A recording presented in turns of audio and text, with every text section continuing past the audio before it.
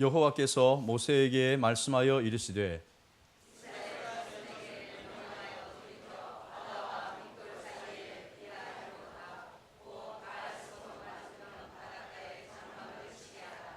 바로가 이스라엘 자손에 대하여 말하기를 그들이 그 땅에서 멀리 떠나 광야에 갇힌 바 되었다 하리라.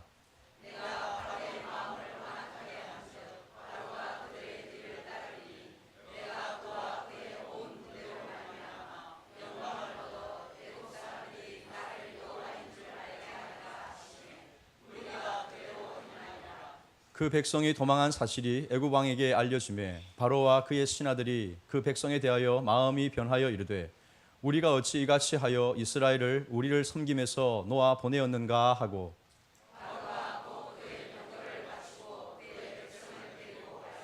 선발된 병거 600대와 애굽의 모든 병거를 동원하니 지휘관들이 다 거느렸더라.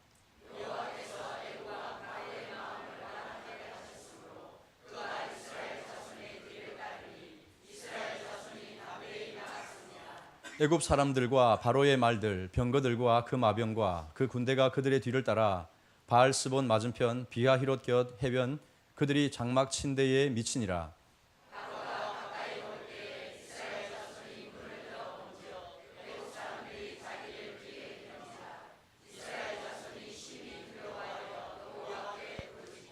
그들이 또 모세에게 이르되 애굽에 매장지가 없어서 당신이 우리를 이끌어내어 이 광야에서 죽게 하느냐?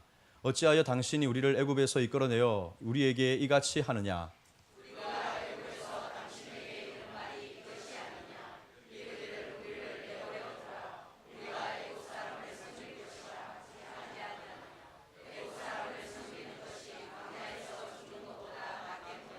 모세가 백성에게 이르되 너희는 두려워하지 말고 가만히 서서 여호와께서 오늘 너희를 위하여 행하시는 구원을 보라. 너희가 오늘 본 애굽 사람을 영원히 다시 보지 아니하리라. 여호와께서 너희를 위하여 싸우시리니 너희는 가만히 있을지니라. 아멘. 예, 자리에 앉아 주시기 바랍니다. 이스라엘 아프리카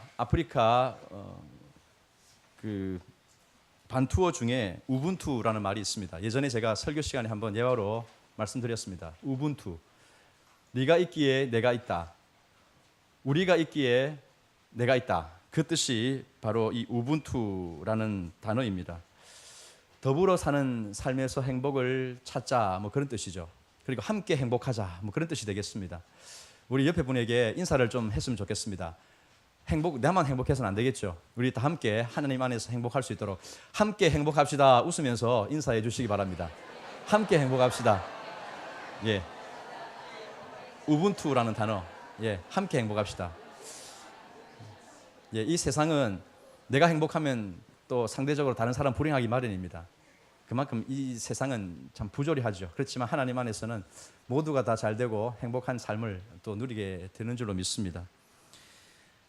강단에 설 때마다 매주일 설 때마다 느낌이 다르겠지만 또 오늘 이 자리에 서서 말씀을 전하는 입장이 되다 보니까 또 다른 느낌으로 다른 의미로 다가오는 것을 느낍니다. 휴지기가 시작되어져서 그런가 그것만 아닌 것 같습니다. 여름 휴지기가 시작되면서 하나님이 저와 저희 가정에 참 의미 있는 선물을 주셨습니다. 이 선물이 지금 좋은지 잘 모르겠지만 아무튼 하나님이 그런 것을 저에게 주셨습니다.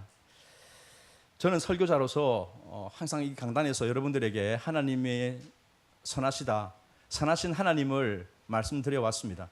물론 제 스스로도 언제나 하나님은 선하신 분이고 또 좋으신 하나님으로 역사하고 있음을 저는 믿어 의심치 않습니다. 그런데 이제 제가 겪는 최근에 이런 일로 인해서 하나님이 참으로 선하신 분이다 하는 것을 직접 느끼도록 또 하나님이 그렇게 일을 하시는 것이 아닌가 그런 생각을 하게 됩니다. 하나님은 선하실 뿐만 아니라 위대하신 분인 줄로 믿습니다. 예, 성경의 하나님은 언제나 우리에게 하나님이 선하시고 또 위대하신 분인 것을 자주 말씀을 하고 있습니다. 우리는 성경을 읽을 때 한 두 가지 정도의 전제를 가져야 되겠습니다. 성경 말씀은 언제나 1.1획도 틀리지 않는 진실한 말씀이다 하는 것입니다. 그리고 그 성경은 하나님의 택한 백성들을 위해서 구원을 위해 주신 책이다 하는 이 두 가지 사실을 기억해야 되겠습니다.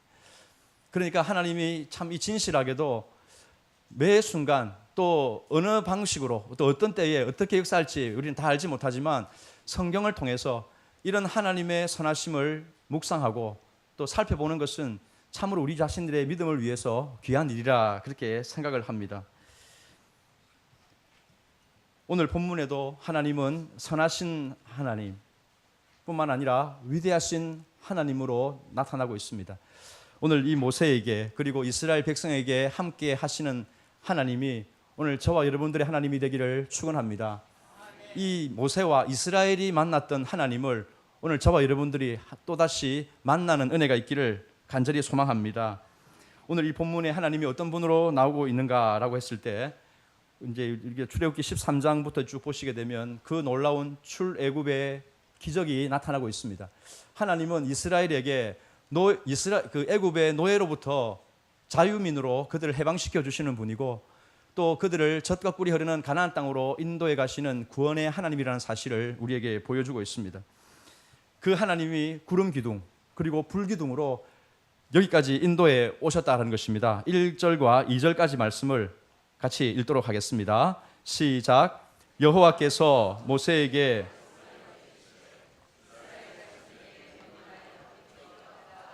믹돌 사이에 비하히롯 앞 곧 바알스본 맞은편 바닷가에 장막을 치게 하라. 아멘. 이들이 애굽을 나와서 도착한 곳이 쉽게 말하면 홍해가 보이는 그 바닷가였습니다. 바닷가 앞에 이제 장막을 치고 있는 것이죠. 그리고 앞으로 무슨 일이 일어날 것인지 모세에게 알려주시는 내용이 3절, 4절 말씀이 되겠습니다. 바로가 어떤 일을 할 건가, 어떤 생각을 먹고 앞으로 어떤 일을 벌일 것인가를 알려주셨는데 그게 이제 5절부터 7절까지의 내용입니다. 하나님이 강한 능력으로 바로를 굴복시키셨죠.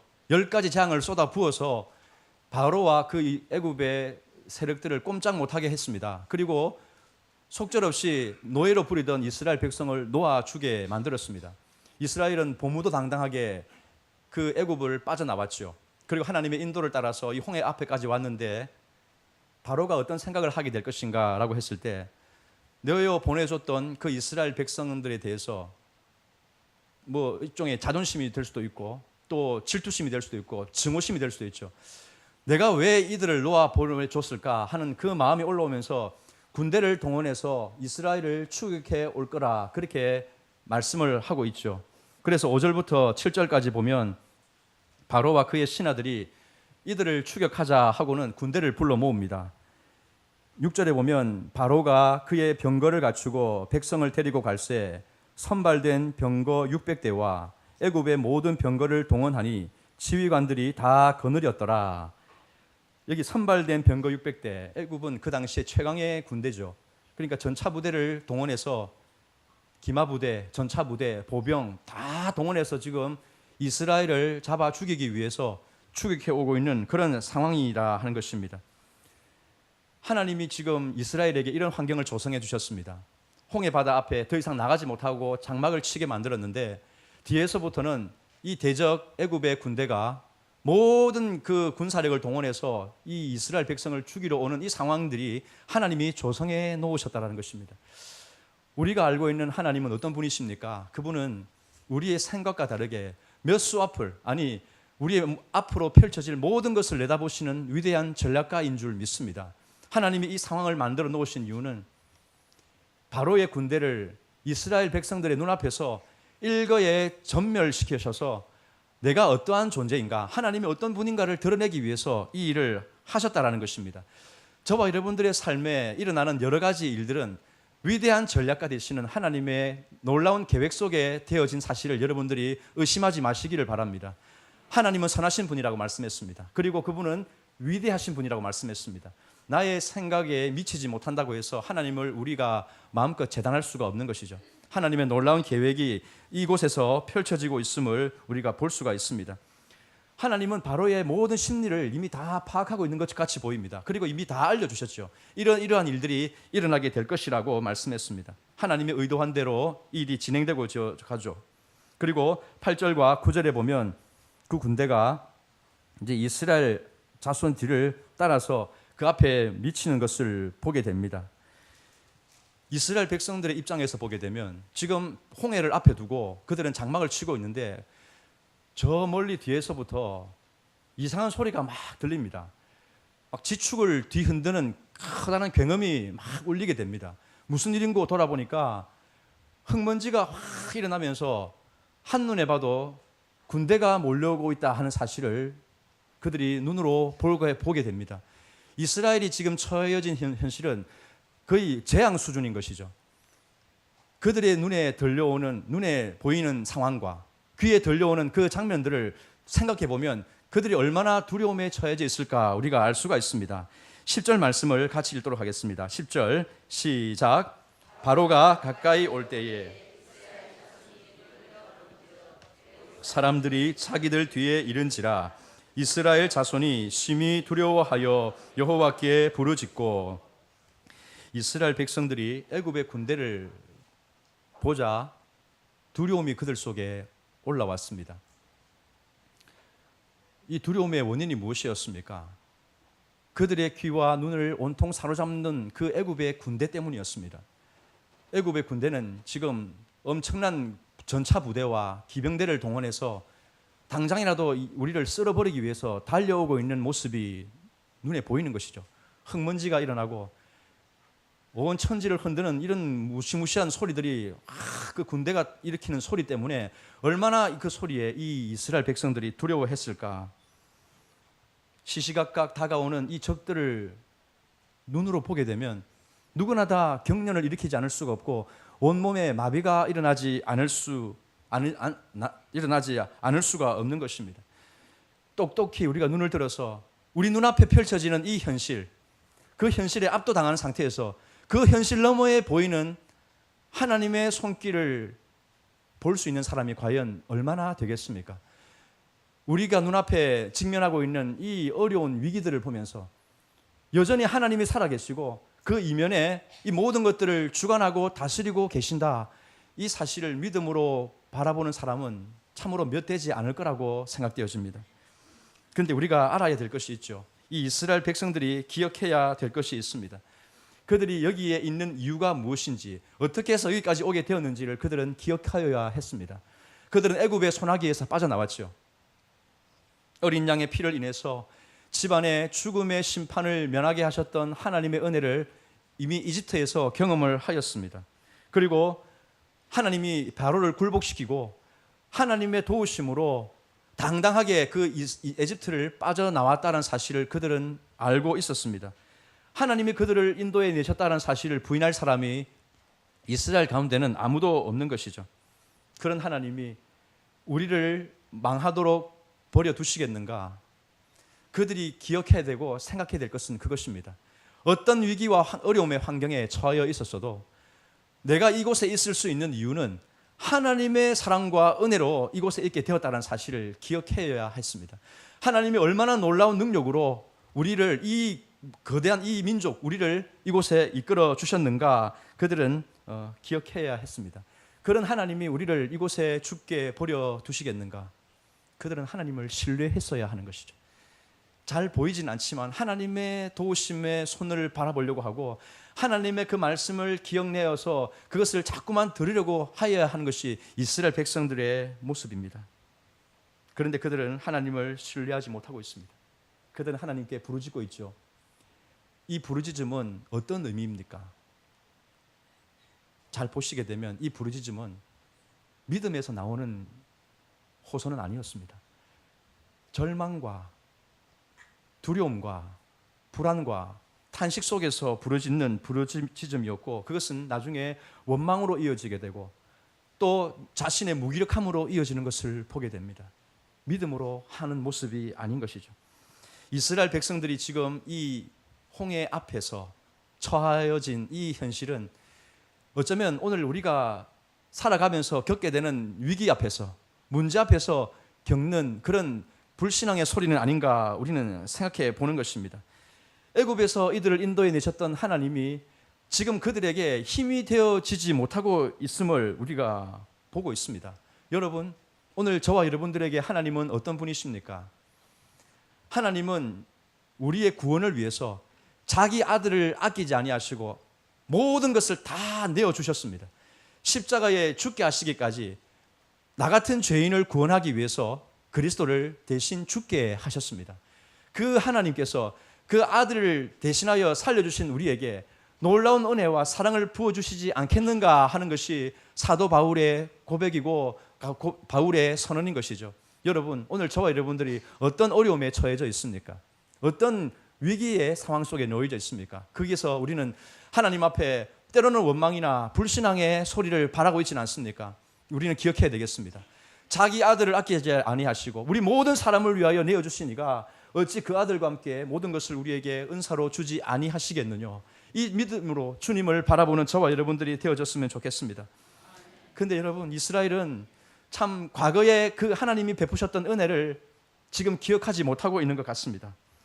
내 문제를 해결해 주시고 나를 그 어려움의 시간에서 넘어가게 해주셨던 그 순간들이 적지 않았을 텐데 그 과거에 은혜를 주셨던 하나님을 그들은 보지를 못하고 있습니다. 이 순간에 하나님은 그들에게 너무나 작은 분으로 존재하고 있는 것 같습니다. 어떤 여행자가 그랜드 캐년을 여행을 했습니다.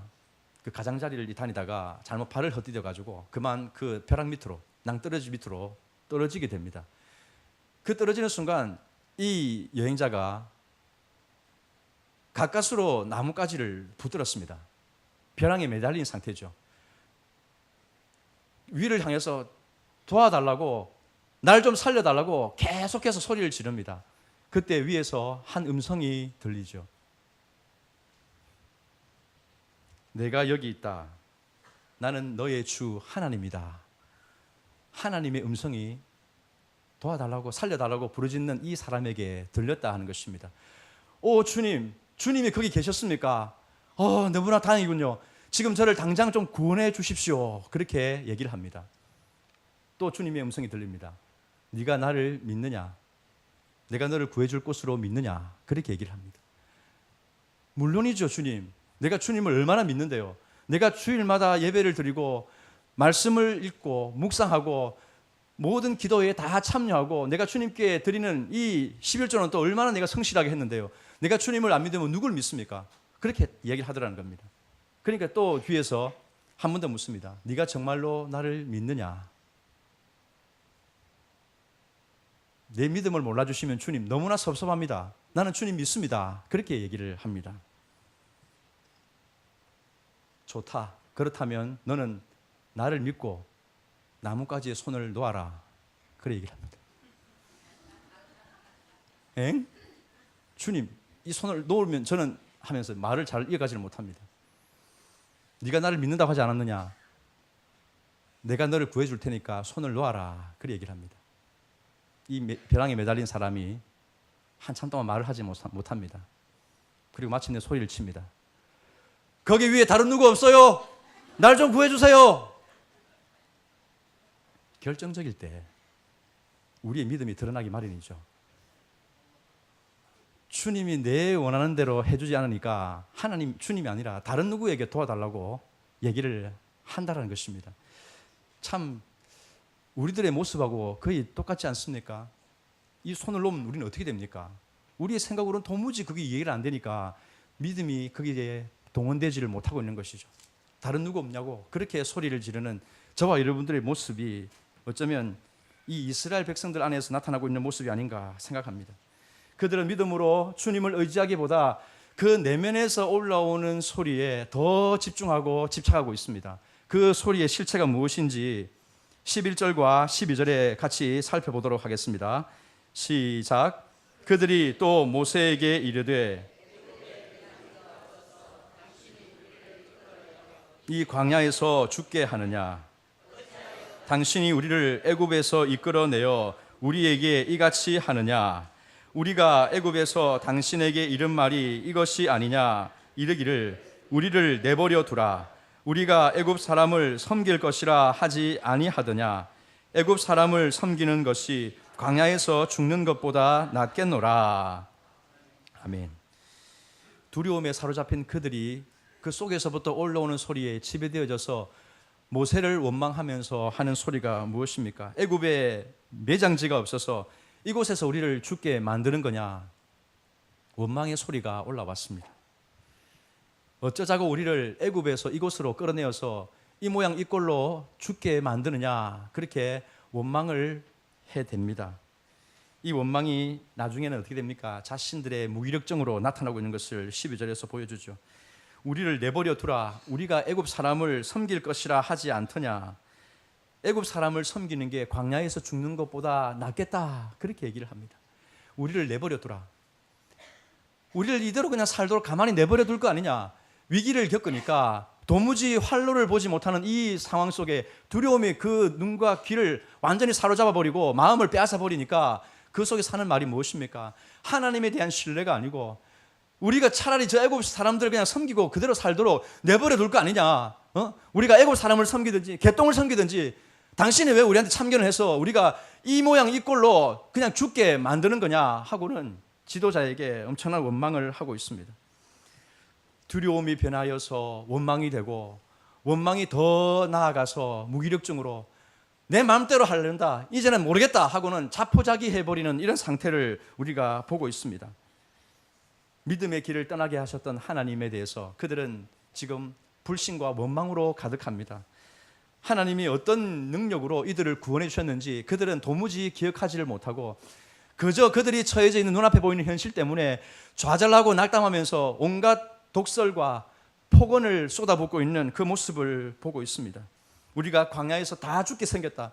이제 애굽에서 우리가 나온 의미가 뭐냐?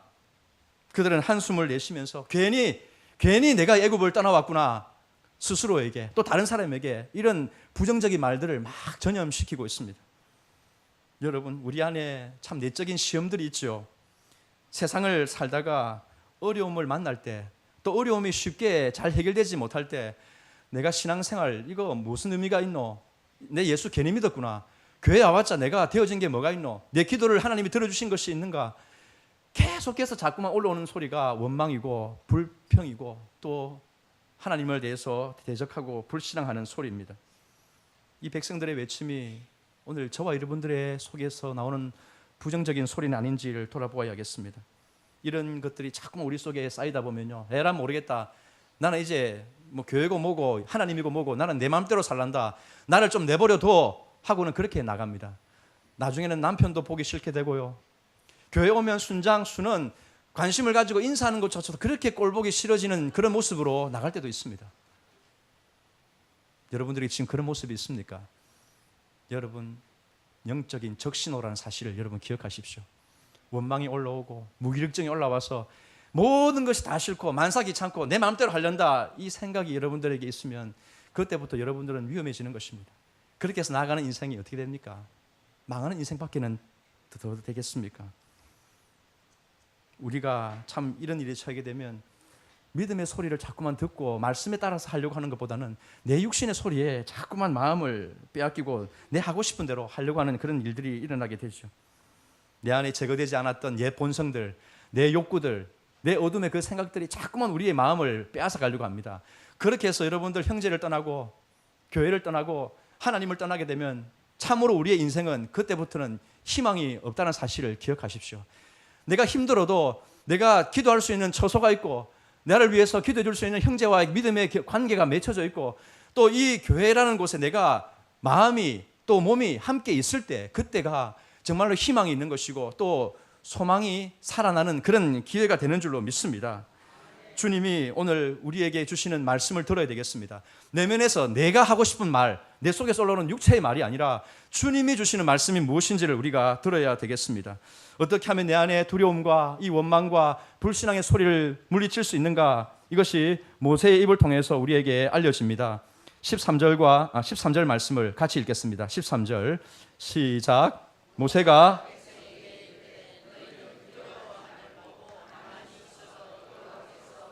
너희를 위하여 행하시는 구원을 보라.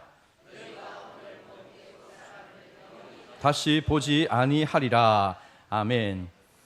하나님이 모세를 통해서 이스라엘에게 주셨던 말씀은 무엇입니까? 너희는 두려워하지 말라. 두려워하지 말라. 그리고 가만히 서서 여호와께서 행하시는 구원을 보라. 세 가지 동사가 나왔습니다. 두려워하지 말라 그랬습니다. 가만히 서 있으라 그랬고, 하나님의 행하시는 구원을 보라, 그렇게 말씀을 하고 있습니다. 여러분, 두려워하지 말라, 이 말씀은 성경에 얼마나 자주 나옵니까? 성경에서 하나님이 주시는 약속 중에 가장 위대한 말씀 중에 하나가 바로 이 두려워하지 말라가 아니겠습니까? 아브라함에게도 이 말씀이 응하였고요, 모세 여호수아에게도 주어졌습니다. 기드온에게도 주어졌고요, 하나님의 택하신 모든 백성들에게 이 두려워하지 말라는 말씀은 계속해서 들리고 있습니다. 회당장 야이로가 죽은 딸 때문에 절망하고 모든 것이 녹아내렸을 때 주님께서는 말씀합니다. 두려워하지 말고 믿기만 하라. 사랑하는 성도 여러분, 이 두려워하지 말라는 말씀이 오늘 저와 여러분들에게 응하여지는 말씀이 되기를 주님의 이름으로 축원합니다. 며칠 전에 저희 집에 좀 일이 생겼습니다. 좀 어려운 일이 생겼습니다. 목요일 밤에 저희 아내가 너무 통증이 심해서 응급실로 가야 되겠다 그래 했습니다. 지난 주일날 아시는 분은 알겠지만 예배를 드리지 못하고 너무 어지럽고 두통이 심해서 이제 밑에 내려가 있었는데, 이제 밑에서 아무튼 시간을 보내다가 집으로 일찍 이제 귀가를 했습니다. 그때부터 월요일, 화요일 쭉 해서 목요일까지 밤에 잠을 이루지를 못하고 진통제를 먹어도 듣지를 않는 겁니다. 그래서 그 다음날 사실은 이제 이비인후과를 가려고 다 이제 생각을 하고 있었는데 도무지 못 참고 목요일날 밤에 응급실로 가야 되겠다 해서 이제 봉생병원으로 갔습니다. 그래 저희들은 이제 가볍게 그냥 이제 진통제 주사 맞고 좀 있으면 이제 되겠지, 이제 이 생각으로 가서 CT 촬영을 했는데 뇌에 문제가 있다라고 이 촬영 결과가 나왔습니다. 그리고 처음에는 이제 농양이라고 얘기를 했습니다. 농양. 이게 고름입니다. 고름이고 이게 이제 뭐 별로 어렵지 않은 이제 수술을 통해서 이걸 제거할 수 있는 그 얘기를 하더라고요. 저희들은 생각도 못했죠. 항상 이제 귀 쪽에 문제가 있고 코에 문제가 있어서 이비인후과에 가서 약을 짓고 그랬는데 그게 이제 올해 3월 달부터 있었던 일입니다.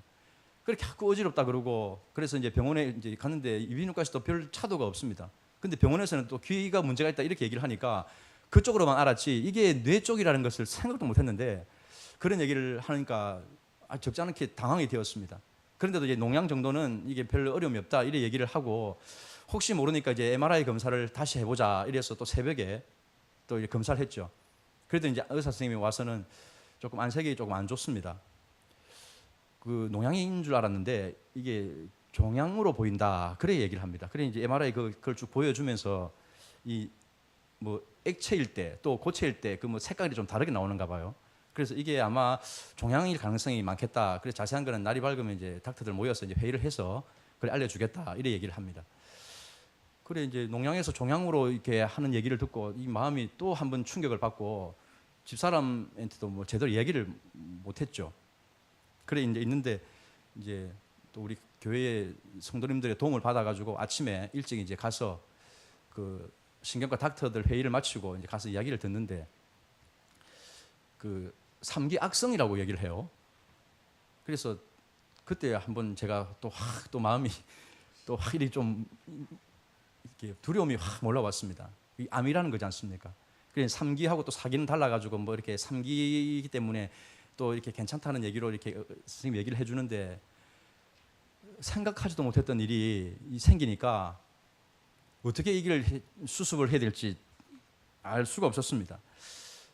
농양인 줄 알았는데 종양이었다가 또 이 악성 또 이렇게 얘기를 하니까 이 막 들어오는 일은 좀 너무 안 좋은 소식들 때문에 충격을 좀 이렇게 받았습니다. 왜 아내에게 이런 일이 일어난 건가? 사실은 저희들은 이런 일에 대해서 전혀 생각을 하지를 못하고 있었습니다.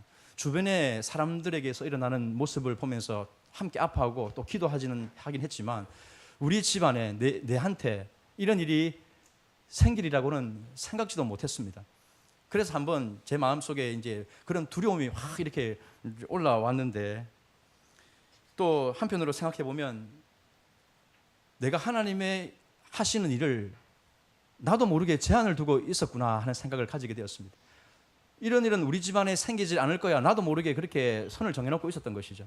그러니까 나의 교만함, 나의 안일함이 거기서 한번 깨어지는 그런 경험이 되어졌습니다. 마음을 단단히 먹어야 되는데 그때는 뭐 눈물이고 참 우리 권사님이나 집사님들이 또 와서 이렇게 보는데 감정을 잘 이렇게 추스리지를 못하겠더라고요. 그래 참 죄송한 그런 모습도 이렇게 보여드리고 했는데 하나님이 어떤 일이든지 가능하신 분이고 어떤 일이든지 하실 수 있는 분이다 하는 사실에 대해서 다시 한 번 더 깨닫게 되었습니다. 이게 하나님의 주권이 아니겠는가? 하나님이 일하시면 우리가 어찌 다 알고 이것은 안 돼, 이렇게 해주세요라고 우리가 요구할 수 있겠는가? 저 자신에게 한번 그런 깨달음을 주시는 그런 기회가 되어졌습니다. 그런데 여러분, 제가 소두에 말씀드렸듯이 저는 하나님의 선하심을 믿습니다. 그리고 하나님이 위대하신 분이라는 사실도 믿습니다. 하나님은 언제나 제 삶 속에 항상 나중에 끝을 좋게 만들어 주시는 하나님인 것을 저는 경험하였습니다. 언제나 여러분들의 삶에도 마찬가지인 것이죠. 지금 이 순간이 내가 원하지 않는 그런 환경들 때문에 마음이 많이 어렵고 무너질 수 있지만 언제나 끝을 아름답게 만드시는 하나님, 언제나 상황을 역전시켜 주시는 위대하신 하나님을 우리가 바라보면서 그 주님을 의지하면서 이겨낼 수 있다는 그런 확신과 소망이 생겼습니다. 사랑하는 성도 여러분, 제가 제 이야기를 했지만 우리들 삶 속에서 크고 작은 위기가 생기지 않습니까? 그런 문제들이 생기지 않습니까? 그럴 때 언제나 하나님은 선하신 분이다 하는 사실에 추호도 의심을 가지지 마시기를 바랍니다. 때로는 그것이 지연될 수 있습니다. 내가 원하는 대로 되어지지 않을 수 있습니다. 그렇기 때문에 우리 마음이 힘들고 또 불신앙이 때로는 올라온다 할지라도 그때마다 우리 마음을 추스리고 하나님이 어떤 분이신가를 다시 한 번 더 상기할 수 있는 그런 지혜와 은혜가 있기를 간절히 소망합니다. 위대하신 하나님이 놀라우신 그런 역사를 이루어 가실 거라고 저는 믿습니다. 우리 말씀 하나 보겠습니다. 시편 23편 1절과 4절 말씀인데 같이 읽도록 하겠습니다. 그 유명한 다윗의 시죠. 시편 23편 1절 4절 같이 읽습니다. 시작. 여호와는 나의 목자시니 내게 부족함이 없으리로다. 내가 사망의 음침한 골짜기로 다닐지라도 해를 두려워하지 않을 것은 주께서 나와 함께 하심이라. 주의 지팡이와 막대기가 나를 안위하시나이다. 아멘. 다윗은 그렇게 고백했습니다. 내가 사망의 골짜기로 다닐지라도 나는 해를 두려워하지 않는다. 주님이 함께하기 때문이다. 주님의 지팡이와 막대기가 나를 붙들어 주시기 때문이다. 그렇게 고백을 합니다. 사랑하는 성도 여러분, 오늘 이 본문에서 이 이스라엘은 하나님을 향해서 원망의 소리를 바라고 있습니다. 그만큼 그들은 위험한 상황에 처한 것이죠. 너무나 절박한 상황 속에 처해 있는 것이죠. 너무나 당연할 수 있는 그런 모습들을 보면서 오늘 우리가 어떻게 이 두려움을 이길 수 있습니까? 어떻게 주님의 평강을 우리가 유지할 수 있습니까? 말씀을 한 번 더 보겠습니다. 빌립보서 4장 6절 7절입니다. 같이 읽겠습니다. 시작. 아무것도 염려하지 말고 다만 모든 일에 기도와 간구로 너희 구할 것을 감사함으로 하나님께 아뢰라. 그리하면 모든 지각에 뛰어난 하나님의 평강이 그리스도 예수 안에서 너희 마음과 생각을 지키시리라. 아멘. 하나님의 평강 주심을 믿습니다. 우리의 마음과 생각을 지켜주시는 하나님을 신뢰하면서 나아가는 저와 여러분들이 되어지기를 소망합니다. 주님은 우리에게 말씀합니다. 가만히 서라 그랬습니다. 이 말은 뭡니까? 자포자기하고 아무것도 하지 말라는 말씀이 아니죠. 서라 그랬습니다. 그것은 뭡니까? 그 뒤에 나오는 말씀과 연결되어지죠. 여호와께서 오늘 너희를 위하여 행하시는 구원을 보라 하는 것입니다. 하나님의 도우심의 그 힘과 능력을 바라보라. 그렇게 모세는 우리에게 가르쳐주고 있습니다. 우리가 하나님의 일하심을 바라보고자 한다면 우리 육신에서 올라오는, 우리 육체의 모든 본성에서 올라오는 모든 노력들을 주님 앞에 내려놓을 필요가 있습니다. 왜냐하면 그런 것들이 하나님의 전능하신 역사를 차단시키는 그런 모습을 초래하기 때문입니다. 내가 뭔가를 하지 않으면 조급해서 견딜 수 없습니다. 뭔가를 해야 되겠다고 마음속에서 올라오면 막 동분서주합니다. 좌불안석하면서 요동하면서 막 그렇게 합니다. 여러분, 그런데 그거는요 그냥 먼지만 일으킬 뿐입니다. 하나님의 역사를 바라보지 못하게 하고 그저 부질없는 그 수고에 그치게 할 뿐입니다. 오늘 이 홍해 앞에서 이스라엘 백성들이 할 수 있는 것이 무엇입니까? 그 서슬퍼런 군대가 당장이라도 죽일 듯이 지축을 흔들면서 그렇게 전차 부대를 몰고 달려들 때 그들을 어떻게 이겨낼 수가 있겠습니까? 불가능하죠. 내 힘을 의지할 때는 우리는 패할 수밖에 없습니다. 하지만 하나님이 나와 함께 계시고 나를 위하여 싸우신다는 사실을 믿으면 우리는 그 모든 것을 능히 승리로 변하게 될 줄로 믿는 것입니다. 하나님께서는 우리에게 말씀합니다. 가만히 서서 하나님의 행하시는 구원을 보라. 너희를 위해서 하나님이 어떻게 역사하시는가를 바라보라고 말씀을 하고 있습니다. 우리는 애굽의 군대를 볼 것이 아니라 우리의 절망적인 이 현실을 주목할 게 아니라 하나님을 응시해야 되겠습니다. 여러분들이 어떤 환경에 있습니까? 어떤 절박한 상황 속에 있습니까? 여러분들은 눈을 들어서 애굽의 군대를 보지 마시고 주님을 바라보는 믿음이 있기를 축원합니다. 앞에는 홍해요, 뒤에는 적군이 쳐들어오니까 오도 가도 못하는 도간에 든지 신세가 되었습니다. 사방이 막혔을 때 우리가 볼 수 있는 곳은 오직 위밖에 없죠. 하늘에 계시는 주님을 바라보는 것밖에는 없습니다. 그런데 이 하나님께 눈을 향해서 주님을 바라보고 주님을 기도할 때 그곳에는 기적의 현장이 나타나는 자리인 줄 믿습니다. 우리가 할 수 없는 것 주님이 대신하여 행하여 주십니다. 사랑하는 성도 여러분, 우리가 사도행전을 지금 묵상하고 있죠. 얼마나 많은 하나님의 위대한 사람들이 세계를 누비면서 복음을 전하고 하나님의 능력을 친히 목격하는 일을 하고 있는지요. 우리는 그 사도들의 모습을 봅니다. 그런데 이 사도들이 원래 어떤 사람이었습니까? 오합지졸처럼 겁에 질려서 두려워서 어쩔 줄 모르는 사람이 바로 이 사도들이었습니다. 그런데 어떻게 이들이 삶이 완전히 변화되어져서 그 담대함을 가지고 당당하게 복음을 위해서 이 세상을 누비면서 하나님의 능력을 나타내는 그런 위대한 하나님의 도구가 될 수가 있었습니까? 그것은 그들의 기도에서 나오는 것입니다. 그들의 기도를 들으시는 하나님의 역사로 말미암아 되어지는 것입니다. 여러분, 오늘 우리가 주님을 바라보는 이 시선을 거두지 말아야 되겠습니다. 어떤 환경 속에서도 하나님은 우리에게 기도할 수 있는 이 무기를 손에 들려주셨습니다. 예수 그리스도는 저와 여러분들의 편인 것이죠. 주님의 이름으로 기도할 때 하늘 문이 열려지고 놀라운 능력이 저와 여러분들의 삶 가운데 나타나게 될 줄로 믿습니다. 하나님이 저와 여러분들을 대신해 싸우십니다. 그래서 승리는 우리들의 것인 것이죠. 14절을 보겠습니다. 같이 읽겠습니다. 14절 시작. 여호와께서 너희를 위하여 아멘. 하나님이 여러분들에게 함께 하시면서 대신 싸워줍니다. 여러분들의 앞에 있는 장애물들을 넘어갈 수 있도록 도와주십니다. 우리가 다 읽지 않았지만 15절 이하에 어떤 내용이 나와 있는지 잘 알고 있죠. 하나님이 정말로 위대하고 놀랍고 기상천외한 방법으로 이스라엘을 구원하실 것을 준비해 놓고 있지 않습니까? 홍해를 갈라서 그곳에 길을 내어주시는 주님을 우리는 이 출애굽 길을 통해서 볼 수가 있는 것이죠. 그들이 어찌 그를 알았겠습니까? 바다 밑에 길이 예비져 있다는 사실을 어떻게 알았겠습니까? 그런데 그 눈앞에 그 일이 펼쳐지고 그들의 삶 속에 오랫동안 회자되어지는 하나님의 구원, 이 출애굽 홍해 바다를 갈라주신 이 사건이 얼마나 그들 역사 속에서 자주 간증되어지고 하나님의 능력을 말할 때 고백되어지는 사건이었습니까? 여러분, 오늘 저와 여러분들은 이런 하나님의 구원의 역사를 정말 가랑증할 수 있고 말할 수 있는 그런 하나님의 사람들인 줄로 믿습니다. 오늘 저와 여러분들이 있는 그곳이 홍해 앞에 서 있는 장소일 수 있습니다. 그래서 내 마음이 주저앉고 싶고 절망스럽고 때로는 원망을, 왜 내가 이런 꼴을 당해야 되는가, 왜 나에게 이런 일이 생겼을까, 이해할 수 없는 일이 겪게 되었을 때 그 홍해 앞에서 우리는 주님이 행하여 주실 그 계획들을, 그 선하심을 바라볼 수 있는 그런 저와 여러분들의 믿음이 되어졌으면 좋겠습니다. 하나님은 언제나 이스라엘에게, 당신의 택한 백성들에게 선하신 분이었고 위대하신 분이셨음을 기억하시면 좋겠습니다. 오늘날 주님은 살아계시죠. 그리고 저와 여러분들에게 함께 하시고 그 선하심을 보여주기를 원하십니다. 내 생각을 넘어서 위대하고 놀라운 방법으로 그 선하심을 증명해내기를 기뻐하시는 주님을 오늘 저희들이 믿고 나아갔으면 좋겠습니다.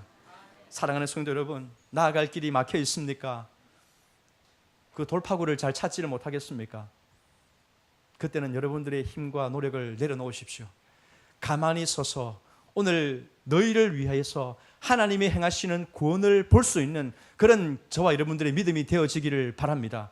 그러면 막힌 길은 열려지게 되어집니다. 하나님께서 놀라운 구원의 길들을 우리로 하여금 볼 수 있도록 만들어 주실 것입니다. 사랑하는 성도 여러분, 가만히 서서 하나님의 구원을 신뢰하고 바라보는 사람이 이 기적을 경험하게 될 줄로 믿습니다. 여러분들의 놓여진 이 삶, 현재의 삶 속에 또 앞으로 되어질 삶 속에 이 선하시고 위대하신 하나님이 여러분들과 함께 하시면서 여러분들이 할 수 없는 그 일을 대신 싸워주시고 놀라운 승리를 경험하게 만드는 그런 위대한 간증의 현장으로 여러분들을 초대하실 것입니다. 이 놀라운 하나님을 높여드리고 찬양할 수 있는 저와 여러분들의 이 생애가 될 수 있기를 간절히 소망합니다. 우리의 과거와 현재와 미래를 책임져 주시고 구원의 길로 역사해서 인도해 가시는 그 하나님을 바라보며 이 여름을 이겨내는 저와 여러분들의 삶이 되어지기를 간절히 소망합니다. 잠시 기도하겠습니다.